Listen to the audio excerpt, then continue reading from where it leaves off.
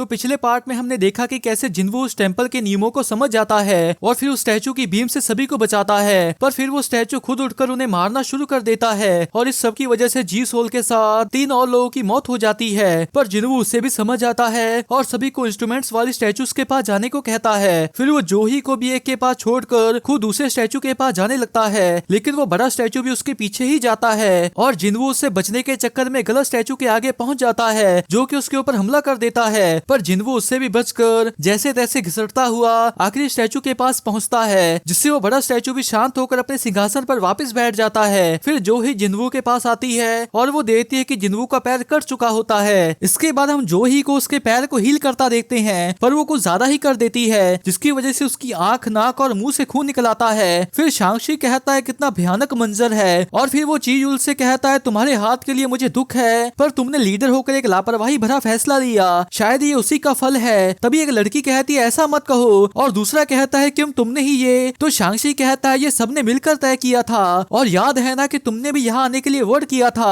तभी चीयुल कहता है लेकिन आखिरी फैसला मैंने ही लिया था, यहाँ जो कुछ भी हुआ उसका मैं ही जिम्मेदार हूँ। और जिन्वू मन में कहता है बहस का वक्त नहीं है, अभी भी एक नियम बाकी है। तभी वो स्टैचू अपने हाथ को ऊपर उठाता है और फिर जमीन में से कुछ बाहर आता है, जिससे देखकर सभी कहते हैं ये आखिर क्या है। तो जिन्वू कहता है ये एक अल्टर है, कहानियों में देवताओं को खजाना और कुर्बानियां भेंट करने के लिए वो अक्सर सामने आते हैं। तीसरा नियम है भगवान की तरफ अपनी आस्था को साबित करो, जिसे सुनकर सभी चौंक जाते हैं। फिर शांगशी कहता है मेरे जैसे बेवकूफ को भी पता है कि यहाँ क्या करना है, हमें कुर्बानी भेंट करनी होगी, है ना संग। जिसके बाद वो अपनी स्वॉर्ड निकालकर चीयुल की गर्दन पर रख देता है और कहता है मैंने एक आदमी के 2 टुकड़े होते हुए देखे जो यहाँ आने से पहले अपनी बीवी की तारीफ कर रहा था और वो अकेला नहीं था, तुम अपनी बात नहीं भूले हो ना। लीडर अब वक्त है जिम्मेदारी लेने का। और चीयुल अपनी आंखें बंद कर कर कहता है तो ठीक है मुझे जाने दो। जिसके बाद वो सल्टर की ओर बढ़ जाता है और जिन्वू मन में कहता है इसमें बस मिस्टर सॉन्ग अकेले दोषी नहीं है, हम सभी ने यहाँ आने के लिए वोट किया था। इधर जब चीयुल सॉल्टर के पास आता है तो वहाँ एक आग जलती है और उसे देखकर चीयुल पूछता है संग क्या मुझे और कुछ भी करना होगा।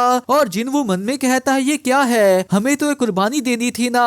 फिर वो बाकियों से कहता है मैं अल्टर को पास से देखना चाहता हूँ, तो क्या तुम मेरी मदद कर सकते हो। जिसके बाद वो दोनों उसे उस अल्टर के पास ले जाते हैं, जिसके साथ ही वहाँ 3 और आग जलती हैं। फिर चीयुल जिन्वू से पूछता है क्या कुछ पता चला, तो जिन्वू कहता है अभी तक नहीं, और अगर हम यहाँ इंतजार करें तो क्या हमें बचाने कोई आएगा। तो चीयुल कहता है आज के दिन को मिलाकर ये गेट 7 दिनों से खुला है, पर मदद आने से पहले शायद वो फिर से हिलने लगेगा। फिर जिन्वू मन में कहता है गेट को पूरी तरह से खुलने में 7 दिन लगते हैं और इसे ही डंजन ब्रेक कहते हैं। ऐसा होने पर बीस्ट हमारी दुनिया में आ सकते हैं। रेड्स का दूसरा लक्ष्य डंजन बॉसेस को वक्त से पहले हराना होता है, जिससे वो गेट बंद हो पाए, जिसका मतलब अगर हम नाकाम हुए तो वो चीज हमारी दुनिया में आ जाएगी। फिर दूसरी तरफ हम देखते हैं कि जिन्हा अपनी मॉम से मिलने हॉस्पिटल आई होती है, जो कि एक तरह से कोमा में ही होती है, और फिर जिन्हा वहाँ पर बैठकर अपनी मॉम से बातें करने लग जाती है। इधर जिन्वू कहता है क्या तुम दोनों भी प्लीज अंदर आ सकते हो, शायद हमें हर एक के लिए एक आग जलानी होगी, अगर कुछ होने वाला है तो वो इसके बाद ही होगा। जिसके बाद वो दोनों भी अंदर आते हैं। फिर वहाँ उस अल्टर से बिजली बाहर निकलती है और उनके आसपास नीली कलर की आग आ जाती है, जिसके बाद दरवाजा भी खुल जाता है।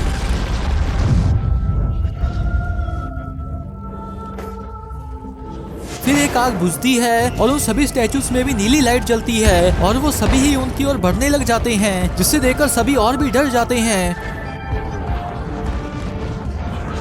फिर जिन्वू भी सभी की ओर देखता है और फिर कहता है जो ही अपनी आंखें बंद मत करो, अगर तुम उन्हें देखोगे तो वो रुक जाएंगे।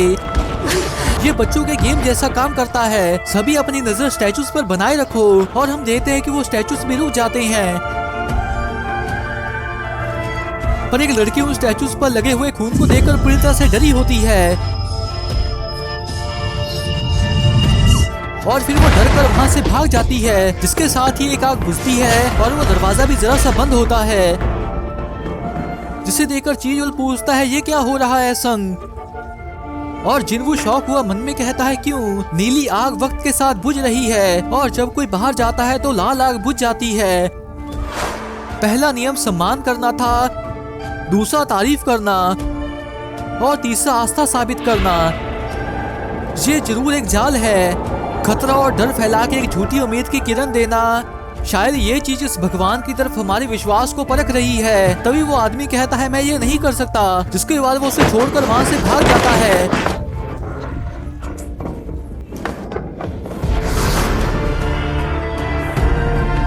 फिर शांगशी भी जाने लगता है, पर तभी जिनवू कहता है तुम नहीं जा सकते, अगर कोई और गया तो एक ब्लाइंड स्पॉट बन जाएगा। फिर ची युल पूछता है हमें समझाओ कि यहाँ आखिर हो क्या रहा है। तो जिनवू कहता है जब तक हम स्टैचूज को देखते रहेंगे और हिलेंगे नहीं तब तक हम सेफ रहेंगे। नीली आग एक टाइमर है, उनके बुझने पर हम सभी ही बाहर जा पाएंगे। फिर शांगशी कहता है पर यह भी हो सकता है कि इसके बुझने के बाद हम यहीं पर कैद हो जाएं। सच कहूँ तो मैंने सबसे कमजोर मेंबर से इतने ज्यादा की उम्मीद नहीं की थी। हम सब बस तुम्हारी वजह से ही अब तक जिंदा हैं।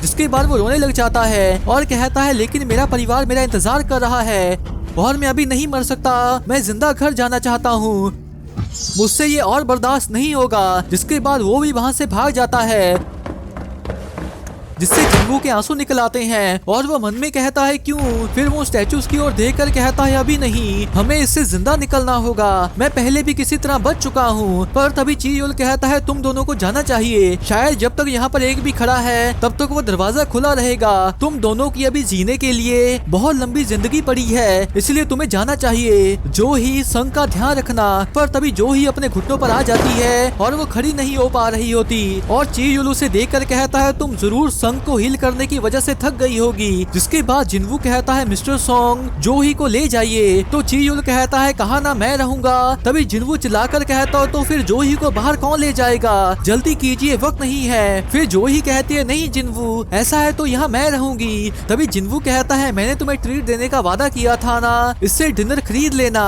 और जब मैं यहाँ से निकलूंगा तो मैं बाकी के पैसे लेने आऊंगा। फिर जो ही कहती है पर तुम ऐसे कैसे। पर तभी ची युल उसे बेहोश कर देता है और कहता है सॉरी पर लगता है सच में वक्त नहीं है। फिर जिनवू कहता है प्लीज। जिसके बाद उन दोनों की आग भी बुझ जाती है और ची युल जो ही को ले जाता है। इसके बाद जिनवू मन में कहता है शुक्र है बस मुझे ही मरना पड़ेगा, अगर पता होता कि ये होगा तो मैंने और भी बड़ा लाइफ इंश्योरेंस पैकेज ले लिया होता।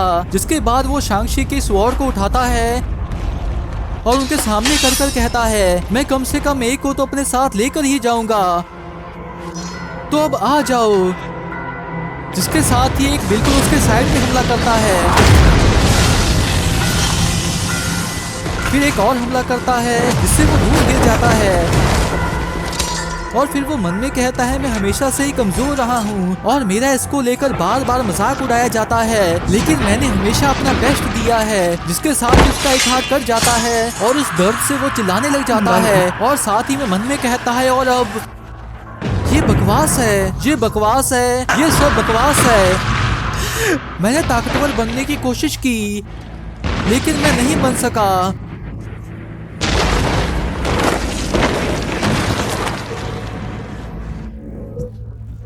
पर फिर भी मैंने इतनी दूर पहुंचने के लिए इतनी मेहनत की। जिसके बाद एक उसकी चेस्ट में स्पीयर घुसा देता है और जिनवू मन में कहता है क्या कहा तुम बर्दाश्त नहीं कर सकते, हम सबको भी यही लग रहा था, तुम बस अपने स्वार्थ को जस्टिफाई कर रहे थे। उनकी वो अच्छी बातें बस दिखावा थी। हमेशा स्वार्थी लोग ही सबसे ज्यादा फायदे में रहते हैं। मेरा भी परिवार है, मैं भी जिंदा घर जाना चाहता था। इसके बाद वो स्टैचू से ऊपर उठा लेता है और उसे उस अल्टर पर फेंक देता है और जिनवू गिरता हुआ अपनी कुछ वक्त पहले कही बात याद करता है, शुक्र है कि मुझे ही मरना होगा। फिर उसका सारा खून वहाँ पर फैल जाता है। पर फिर वो आगे कहता है तुम ऐसा कैसे सोच सकते हो दोगले कहीं के। जिसके बाद वो स्टैचू अपनी स्वॉर्ड से हमला करने लगता है और जिनवू मन में कहता है नहीं, मैं मरना नहीं चाहता।